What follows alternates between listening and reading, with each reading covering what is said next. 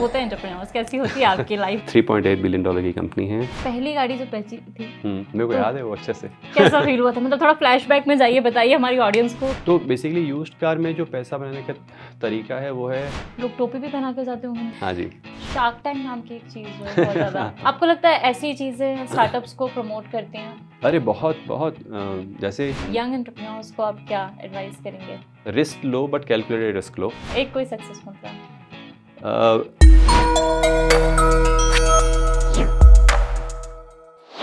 कहाँ से शुरू करूँ? खम्मा घड़ी सा जी बिजनेस में था को स्वागत छा। आप सोच रहे होंगे कौन सी भाषा बोल रही है, और शायद ये भी सोच रहे होंगे कि एक्सेंट भी थोड़ा ऊपर नीचे है। भाषा जो है वो मारवाड़ी है, क्योंकि CXO मंत्रा में आज जो हमारे गेस्ट हैं वो राजस्थान से हैं, IIT मुंबई से पढ़ाई कर चुके हैं और अब $1 बिलियन स्टार्टअप के को-फाउंडर और CMO हैं। आज इन्हीं से बात करेंगे और जानेंगे आखिर क्या करती है कार24, क्या है इस सेक्टर की डिमांड और कौन से हैं चैलेंजेस। तो सीट बेल्ट कीजिए टाइट। मैं हूं निकिता और आप देख रहे हैं CXO मंत्रा। गजेंद्र जी, बहुत बहुत स्वागत है आपका जी बिजनेस पर। कैसे हैं आप? बहुत अच्छा हूँ। सबसे पहले हमें ये बताइए, जो लोग नहीं जानते हैं उनके लिए Cars24 क्या है? तो Cars24 यूज्ड कार स्टार्टअप है। हम लोगों ने अपनी जर्नी 2015 से शुरू की थी। इंडिया में यूज्ड कार की बेसिकली बिक्री बहुत कम होती है, मार्केट बहुत अनऑर्गेनाइज्ड है। हमेशा जब भी कोई गाड़ी खरीदने बेचने की बात आती है और इंसान सोचता है क्या क्या करूँ, नई गाड़ी लूँ या पुरानी गाड़ी लूँ, जो पुरानी गाड़ी का जैसे ही कुछ आता है उसके दिमाग में ख्याल आता है तो उसको हमेशा डर लगता है। और डर क्यों लगता है? लेट्स से अगर आप गाड़ी बेचना चाहते हैं तो उसको लगता है कि पता नहीं मतलब कितने लोगों से मिलना पड़ेगा, कितने अनजान लोगों से मिलना पड़ेगा, गाड़ी की प्राइस क्या मिलेगी, राइट, गड़बड़ तो ना हो जाए, कुछ गड़बड़ तो ना हो जाए। तो खूब सारे बेसिकली फियर कस्टमर के दिमाग में थे कि इंडिया में out of 100 people only 2 people own car. China में सेम ओनरशिप 18 लोग हैं आउट ऑफ 100, राइट, ऑलमोस्ट 18%। और सेम अगर आप डेवलप कंट्रीज़ की बात करें, लेट्स से US की बात करें, तो वहाँ पे ये सेम नंबर करीब 80%, 80%। मैं और मेरे 3 मित्र मैंने सोचा कि चलो ये this is the market for us to be in.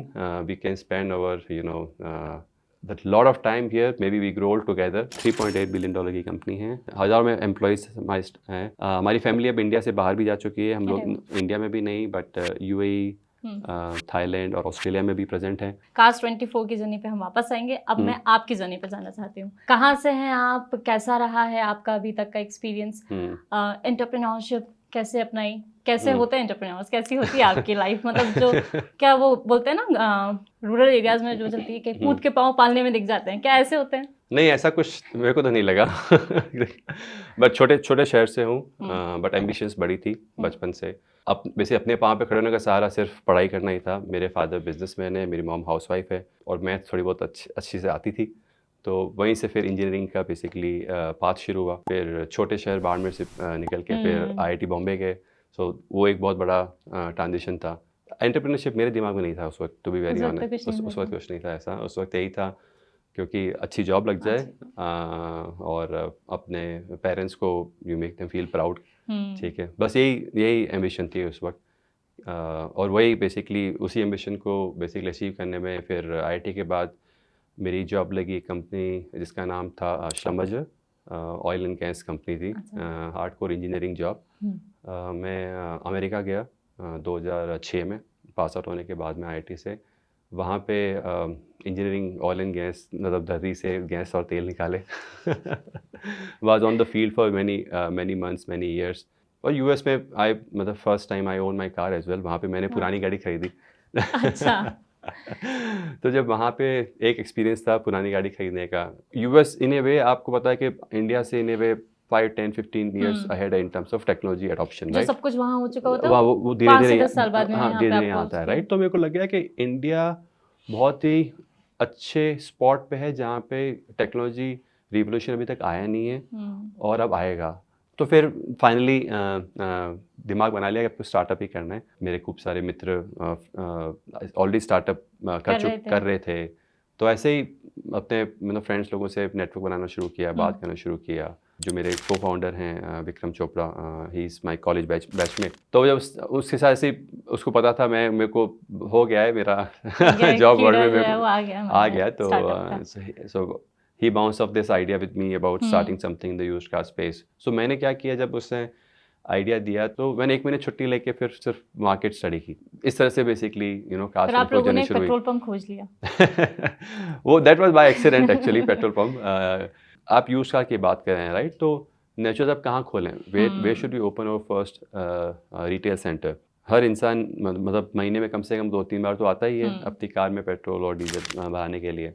तो क्या अगर हम वहाँ पे खोलेंगे तो we will naturally organically get lot of attention, lot of customer inflow. तो हमने फिर गुड़गांव में गोल्फ कोर्स एक्सटेंशन रोड पे एक फाइनली पेट्रोल पंप मिला, जहाँ पे एक छोटा सा करीब 800 स्क्वायर फीट का एक स्पेस मिला. वहाँ से हमने अपनी जर्नी की शुरुआत की. डिमांड तो अच्छी खासी थी। हाँ, डिमांड अच्छी खासी थी. आप बिलीव नहीं करेंगे, गुड़गांव में थे हम हालांकि, बट कस्टमर्स आ रहे थे फरीदाबाद से, गाजियाबाद से, Location. नॉर्थ दिल्ली से, वेस्ट दिल्ली से, right, not only from Gurgaon. पहली गाड़ी जब बेची थी मेरे को तो- याद है वो अच्छे से. कैसा फील हुआ था? मतलब थोड़ा फ्लैशबैक में जाइए, बताइए हमारी ऑडियंस को कि क्या फील हुआ था। नहीं, it was moment of proud. तो मेरे को याद है white colour Honda CR-V. Basically क्या हुआ, कस्टमर ने गाड़ी हमारे से इवेल्युएट कराई और हमने कस्टमर को प्राइस ऑफर किया, बट कस्टमर को वो प्राइस अच्छा नहीं लगा कि आपका प्राइस मतलब मेरे को और चाहिए. फिर हमने काफ़ी मेहनत की कस्टमर के उस प्राइस को मीट करने की. और जब हमने कस्टमर को बोला कि ये प्राइस आ गया, कस्टमर लगा ओ बट मैं किसी और को गाड़ी बेसिकली, और किसी और को बेसिकली अपने फ्रेंड फैमिली में से रखा हुआ है. तो हमने बोला कि हम आपको इंस्टेंटली सब कुछ कर देंगे, आपको इतना मतलब 2-3 हफ्ते या एक महीने का वेट नहीं करना पड़ेगा. कि अच्छी बात है, अगर आप कर सकते हो तो मेरे घर आके ले जाइए. तो we really at the night time almost 7:38 PM हम लोगों ने बेसिकली उसके अकाउंट में पैसा ट्रांसफ़र किया. मेरी टीम उस वक्त फटाफट से कस्टमर के घर गई, सारा डॉक्यूमेंटेशन किया और फिर गाड़ी लेके आए, राइट. और जैसे ही गाड़ी आई, आई थिंक आई रिमेंबर रात के करीब 10-10:30 बज रहे थे. And all the paper work, just जो गाड़ी के paper work put down the table, everybody started clapping hands, and it was like a moment of big celebration. जब आप लोग ये सब शुरू कर रहे थे तो मॉडल तो तब इतना सिंप्लीफाई नहीं होगा. क्या है इसका मॉडल, पैसा कैसे बनता है इसमें? तो बेसिकली यूज्ड कार में जो पैसा बनाने का तरीका है वो है आर्बिट्राज. तो आर्बिट्राज मतलब यूज्ड कार की प्राइसिंग फिक्स प्राइसिंग नहीं है. यूज्ड कार की प्राइस डिपेंड करती है काफ़ी कुछ सप्लाई और डिमांड पे, ठीक है. बट लेट्स से दिल्ली में, साउथ दिल्ली में अगर आप होंडा सिटी चलाते हैं और साउथ दिल्ली में कोई अगर उस कार की प्राइस लेट्स से 5 लाख है, बट उसी कार की प्राइस शायद नॉर्थ दिल्ली में 5.5 लाख हो सकती है, वेस्ट दिल्ली में शायद 6 लाख मिल सकती है. सेम गाड़ी की प्राइस वेरी करेगी डिस्ट्रिक्ट टू डिस्ट्रिक्ट और इवन विद इन डिस्ट्रिक्ट, कहाँ एरिया.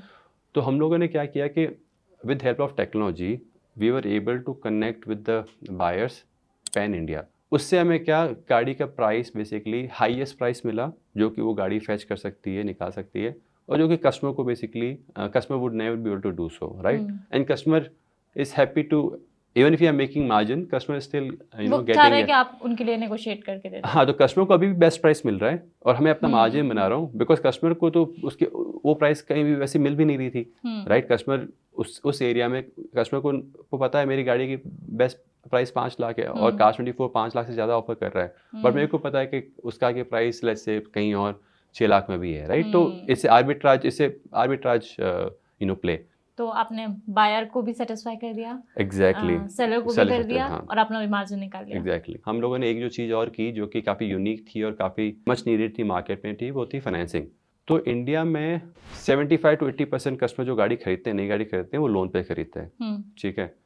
बट यूज्ड कार में लोन सिर्फ 15% के आसपास होता है. और ऐसा क्यों होता है? क्योंकि बैंक्स को ये कैटेगरी पसंद नहीं है for reasons like market unorganised है, और जो आरसी ट्रांसफ़र, जो गाड़ी का आरसी ट्रांसफ़र जो कि कोलैटरल होता है आपके लोन पे, वो उसमें बेसिकली जब आप लोकल डीलर से डील करते हैं तो वो उसमें बेसिकली काफ़ी कन्फ्यूजन होता है. और एंड सेकंड एक और जो चीज़ बहुत ही महत्वपूर्ण है वो ये है कि बैंक्स को पता नहीं कार की वैल्यू क्या है. आप कोई भी लोन देते हो तो आपको उसकी असेट वैल्यू तो आपको प्रिसाइसली पता होनी चाहिए, बट वो लोन बैंक्स को इतनी अच्छे से नहीं होती. न्यू कार की पता है एक शोरूम प्राइस क्या, राइट, इट्स फिक्स्ड एवरीवेयर, तो it's easy.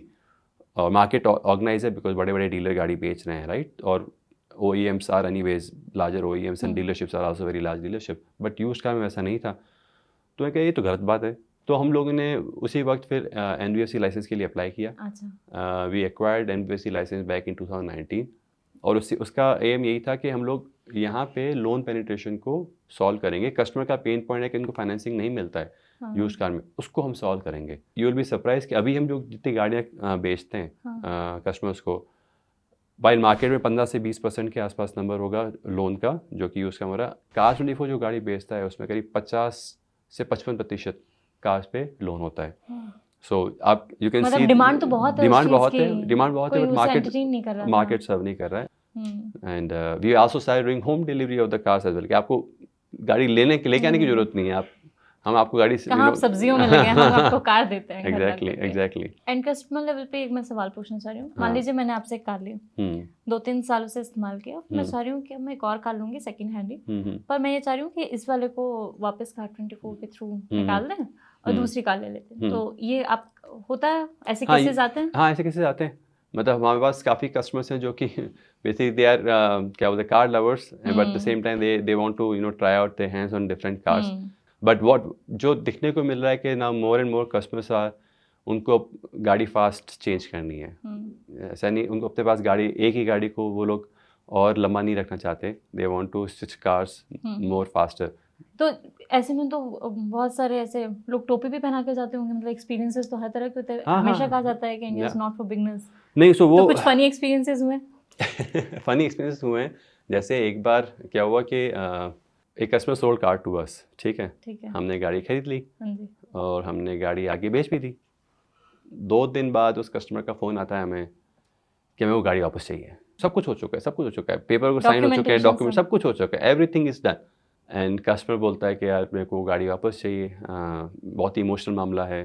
Father didn't like it, कि क्यों बेची तुमने, मतलब तुमने मेरे से पूछा क्यों नहीं, परमिशन कहाँ है पूछा। और वो घर की लकी कार है, क्योंकि उस कार में बेसिकली मैंने उनको घुमाया है, इस कार में मैंने इनको घुमाया है, उस कार में 10 और आपके इमोशन अटैच हो जाते हैं गाड़ी से, राइट। मतलब 2 दिन से मैं पापा की ये हालत देख रहा हूँ, मैं देख नहीं पा रहा हूँ मैं। अब मेरे को तो आप बताइए, अगर आप मेरी हेल्प कर सकते हैं तो तो वो of course paper everything was signed, हमें कोई ज़रूरत नहीं थी वो ऐसा काम करने की, but we felt that okay it is rare case.